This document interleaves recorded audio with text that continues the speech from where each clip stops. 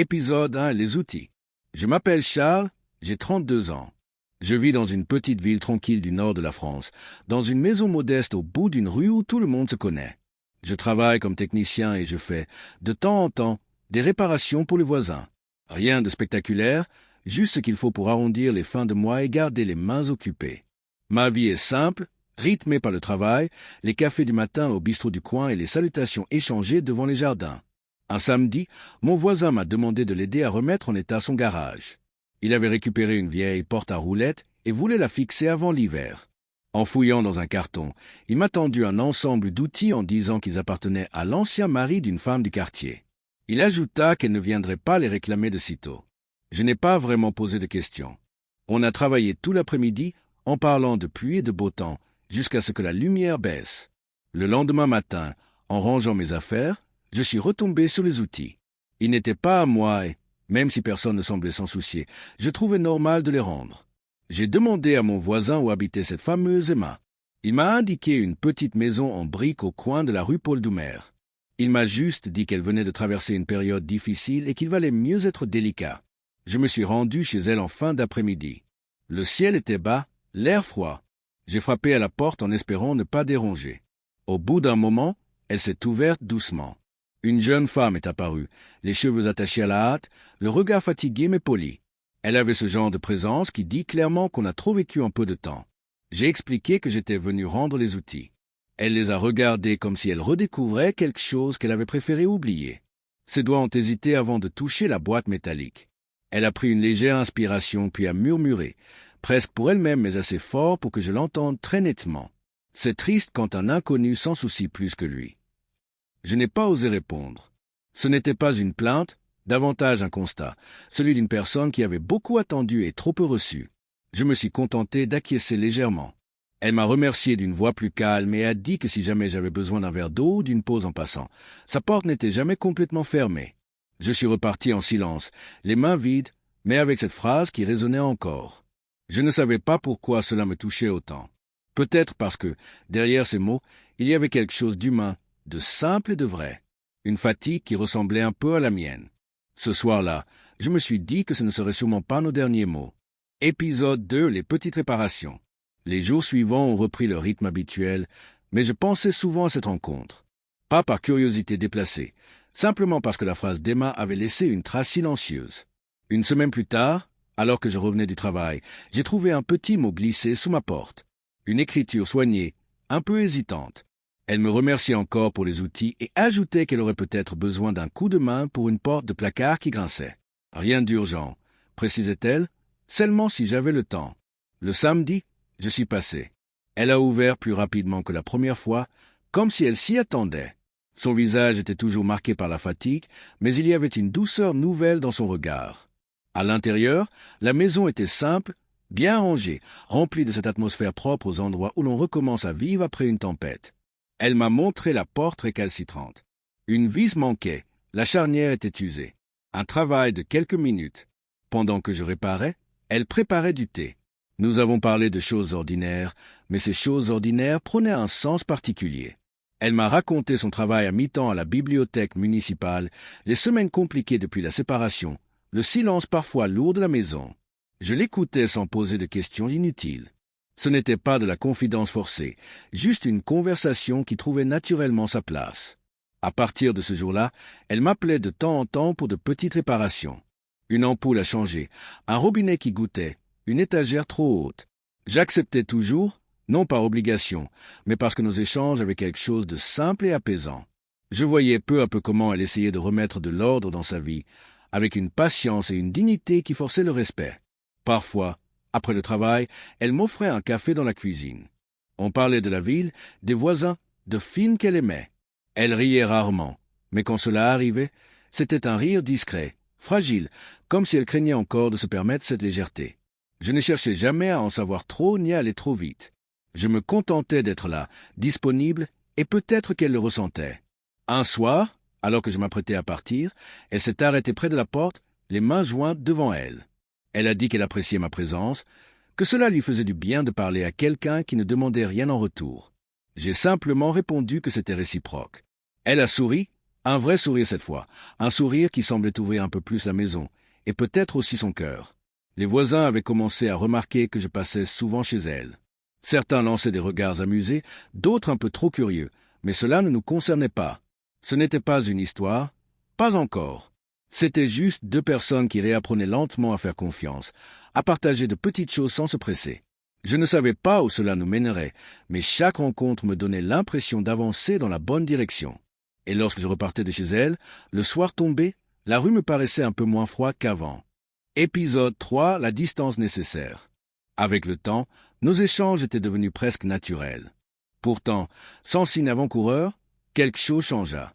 Un matin, je lui avais envoyé un message pour savoir si elle avait trouvé la bonne vis pour son étagère. Elle n'a pas répondu. Le lendemain non plus. Au début, je n'y ai pas prêté attention. Chacun a ses journées compliquées. Mais les semaines ont passé et le silence persistait. Ce silence n'était pas brusque, pas hostile. C'était un retrait discret, comme si elle avait soudain besoin de rétablir une frontière invisible. Je continuais ma vie, mes réparations, mon travail, mais je sentais un vide étrange quand je passais devant sa rue. Je n'osais pas frapper. Je respectais ce qu'elle semblait demander sans le dire. Les voisins remarquaient que je ne venais plus chez elle, mais ne posaient pas de questions. Moi-même, je ne savais pas comment expliquer cette absence. Je comprenais seulement que quelque chose en elle avait eu peur d'avancer trop vite. De mon côté, je n'ai jamais essayé de forcer le contact. Je laissais la porte ouverte, au propre comme au figuré. Un jour, par exemple, un colis destiné à Emma s'était retrouvé dans ma boîte aux lettres. Je l'avais déposé devant sa porte, sans sonner, avec un petit mot disant simplement que le facteur s'était trompé. Une autre fois, j'avais donné au voisin une lettre égarée dans la mienne, lui demandant de la lui remettre quand il la verrait. Ce n'était que de petits gestes, mais il suffisait à rappeler ma présence sans l'imposer. Puis, un soir de mars, alors que je rentrais plus tard que d'habitude, j'ai aperçu une silhouette assise sur les marches de ma maison. Je l'ai reconnue immédiatement. Emma attendait, les mains croisées, le dos légèrement courbé comme quelqu'un qui ne sait pas trop si sa démarche est la bonne. Lorsqu'elle s'est levée, j'ai vu dans ses yeux une fatigue différente de celle du passé, une fatigue mêlée d'hésitation. Elle m'a salué d'une voix presque timide. Puis elle a dit qu'elle ne savait pas très bien comment s'expliquer. Après un long silence, elle a ajouté qu'elle avait eu peur de s'attacher trop vite, qu'elle n'était pas certaine d'être prête pour quoi que ce soit. Elle voulait d'abord comprendre où elle en était, seule. Elle m'a regardé comme pour vérifier si ses mots me blessaient. Je lui ai dit que je comprenais, parce que c'était vrai. Personne ne sort indemne d'une histoire difficile. Elle a inspiré profondément et a prononcé ces mots qui sont restés gravés dans ma mémoire. Je ne sais pas ce que je veux encore, mais je veux que tu restes. C'était une phrase simple, mais elle portait tout ce qu'elle n'arrivait pas à dire. Elle n'avait pas besoin de promesses, seulement de temps et de stabilité. Je lui ai répondu que je ne comptais aller nulle part. Elle a souri faiblement, soulagée. Nous avons parlé longtemps, assis sur les marches, sans chercher à tout régler d'un coup. Nous avons décidé de continuer à nous voir, mais doucement, à notre rythme, sans pression. Ni elle ni moi ne savions ce que cela deviendrait, mais quelque chose s'était rétabli ce soir-là, quelque chose de fragile et de sincère. Quand elle est repartie, la rue semblait moins vide que les semaines précédentes. Et pour la première fois depuis son silence, j'ai senti que l'histoire reprenait sa place, doucement, sans se presser. Épisode 4, construire ensemble. Les mois qui ont suivi notre conversation sur les marches ont pris une tournure différente. Rien de spectaculaire, juste une évolution lente et naturelle.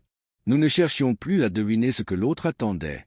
Nous avancions côte à côte en laissant le temps faire son travail. Emma passait parfois chez moi pour un café, et moi, je l'aidais quand elle voulait réaménager un coin de sa maison. Nous faisions attention à ne pas brusquer les choses, et cette prudence donnait à chaque moment un poids particulier. Au fil des jours, je voyais Emma retrouver de la lumière. Elle riait plus souvent, surtout quand je ratais quelque chose en bricolant. Elle aimait se moquer gentiment de ma manie d'aligner les outils par ordre de taille. De mon côté, je découvrais une femme attentive, curieuse, profondément humaine. Elle me parlait de livres, de voyages qu'elle n'avait jamais faits, de ses rêves qu'elle avait mis de côté pendant des années.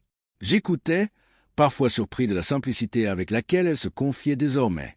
Un soir d'automne, alors que nous coupions du bois derrière sa maison, elle m'a demandé si j'accepterais de l'aider à repenser le jardin au printemps suivant. Ce n'était pas une grande demande, mais c'était la première fois qu'elle me parlait de projets à long terme. J'ai acquiescé sans réfléchir. Puis elle m'a lancé un regard qui disait plus que ses mots. J'ai compris qu'elle commençait vraiment à me laisser une place dans sa vie, une place qu'elle n'accordait plus à personne depuis longtemps. Peu à peu, nous avons pris l'habitude de dîner ensemble 1 ou 2 fois par semaine. Rien de formel. Parfois c'était un plat simple, des pâtes ou une soupe, parfois un repas improvisé avec ce qu'il restait dans les placards. Ces soirées étaient devenues un refuge, un moment où ni elle ni moi ne pensions au passé. Nous apprenions à construire quelque chose de neuf, sans nous en rendre vraiment compte. Lorsque l'hiver est arrivé, les choses ont pris une nouvelle tournure. Une tempête avait endommagé une partie de son toit. Je suis resté plusieurs jours à l'aider, du matin au soir.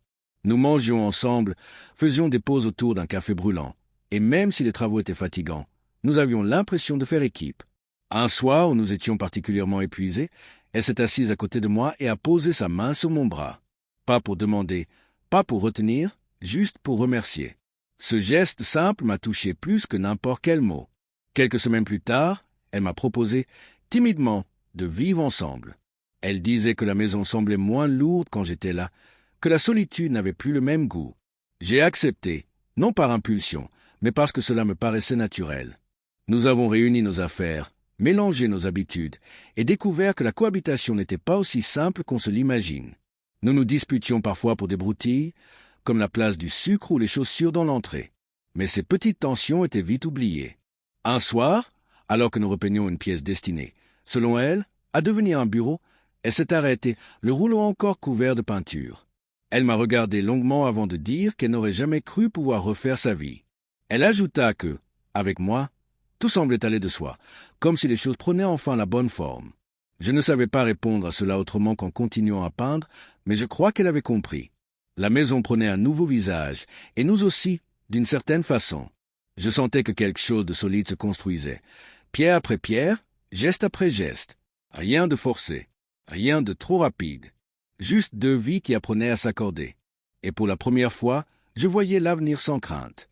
Épisode 5. La famille qui n'avait pas imaginé. Les années qui suivirent furent à la fois simples et profondément marquantes. Après avoir emménagé ensemble, notre vie s'était mise à tourner autour de gestes ordinaires, de compromis, de projets modestes mais sincères. Rien d'extraordinaire, mais tout avait le goût de quelque chose de juste.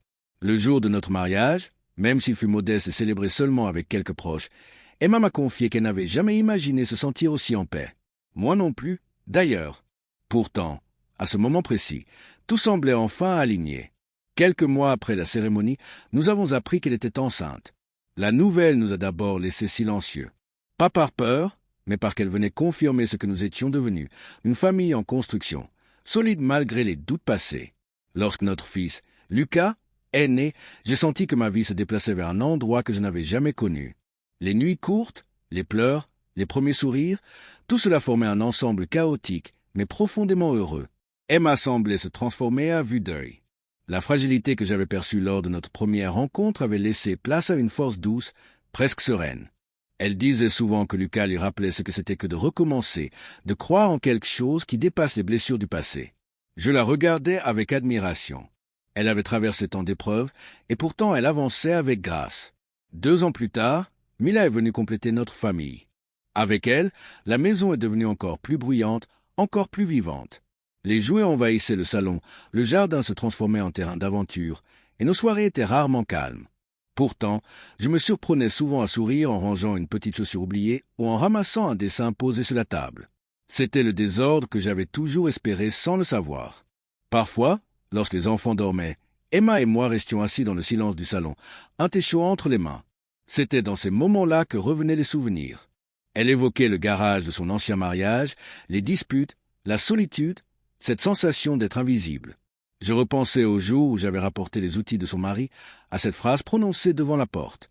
Je n'aurais jamais imaginé qu'elle deviendrait le point de départ de tout ce qui avait suivi. Nous parlions rarement du passé, mais quand cela arrivait, ce n'était plus douloureux. C'était une manière de mesurer le chemin parcouru. Emma me disait parfois qu'elle avait eu besoin de tomber pour comprendre ce qu'elle voulait vraiment. Quelqu'un qui reste, qui écoute, qui avance sans brusquer. Je lui répondais que je n'avais fait que suivre le fil de ce qui nous reliait, jour après jour. Aujourd'hui, notre vie n'a rien d'une histoire parfaite. Nous nous disputons encore, parfois pour des choses insignifiantes. Les enfants nous épuisent autant qu'ils nous comblent. Le travail prend de la place, le temps manque souvent. Mais chaque soir, Quand nous refermons la porte de la maison, j'ai cette sensation familière, celle d'être exactement là où je dois être. Je repense parfois à cette première visite, aux outils que je tenais maladroitement. Je me demande ce qui se serait passé si je les avais simplement posés chez le voisin en disant que ce n'était pas mon problème. Rien de tout cela n'aurait existé. Pas notre maison, pas nos soirées au calme, pas Lucas ni Mila, pas cette certitude tranquille qui nous accompagne désormais. Un soir, alors que je bordais les enfants avant de dormir, Emma s'est approchée de moi et a murmuré que nous avions finalement construit une vie qu'elle n'aurait jamais osé imaginer. Je lui ai répondu que, parfois, les plus grandes histoires commencent par un geste tout simple. Nous avons éteint la lumière. Les enfants respiraient doucement. La maison était paisible, comme si elle nous remerciait de l'avoir remplie de ce que nous avions cherché si longtemps. Et c'est ainsi que notre histoire s'est construite, sans éclat, sans drame inutile, juste avec du courage, de la patience et beaucoup d'amour. Une histoire qui, aujourd'hui, n'a plus rien d'inachevé. The End.